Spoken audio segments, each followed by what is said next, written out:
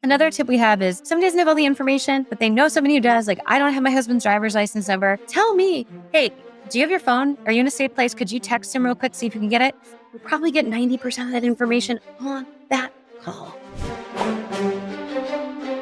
All right, I have to talk today about something I see more and more, which drives me a little nutty. Many agencies are running what's called a sales disablement process. So we find this a little heavier in agencies that service and sell. So they have the same people servicing and selling policies. Basically, they only quote the cream of the crop, tippy top business when the person has all the information that we need. And there is no wiggle room. They're looking at it like they are an underwriting process, not a sales process. And you might be pushing back right now saying, well, we are in an underwriting process. I agree. We're in a sales process until we go to bind and then we're finalizing underwriting. Some strategies on this are if people don't have all the information, encourage a guess. Note that and say, okay, I'm going to put this down as an estimate. We will need to confirm that before we bind. This may change your rate. Use your words. I think we're so scared to use some assumptions and to use some estimations because you think if the client hears that and they don't get that number, they're going to be so upset. Sell more than your value, sell your education, sell your knowledge. Put something in there to get what you need. Another tip we have is somebody doesn't have all the information, but they know somebody who does. Like, I don't have my husband's driver's license number. Tell me,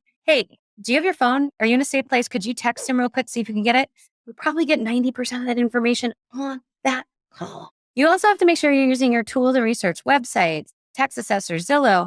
Try to pull up information and have a conversation with them, just saying, okay, I don't have everything I need to quote. And then I find a lot of times what happens is we get the information to quote, it sits on someone's desk for days before we quote it. And I struggle with this so much because people don't want to wait for their quotes. And how are you saying that this new person who's coming in should have the greatest experience because we're trying to court them, date them, and we treat them like bottom of the pile? That doesn't feel right to me. If your agency is in sales enablement, it looks like we're having fun. We're trying to get information. We're using our tools. If we're in disablement, it's, well, we're a service shop. And if you're a service shop, that's great, own it, but you should have hundreds of online reviews saying how amazing you are. Otherwise, you're just a transaction shop. And I say this in my podcast, I think you all need to be a growth shop. Growth looks at all of it, cross-selling, retention, new business. You have to be focused on all of it. That's how businesses grow. They grow that way. And I think that when we think truly about sales enablement, what I want to do is think about, if somebody here is good, I want to woo them. I want to go ahead and cross-sell them. I want to get all the policies I can. And most importantly, I want to make their sales process fun and engaging so they can give me all the information I need to do a great job for them. Don't make this an underwriting process. An underwriting process, every checkbox, everything must be perfect before submission. Yes, before submission, but not to get a quote. A quote is nothing more than an estimate, and an estimate on your insurance is not bindable until you get the information. You can explain that to a client and you will be winning more sales enablement versus disablement.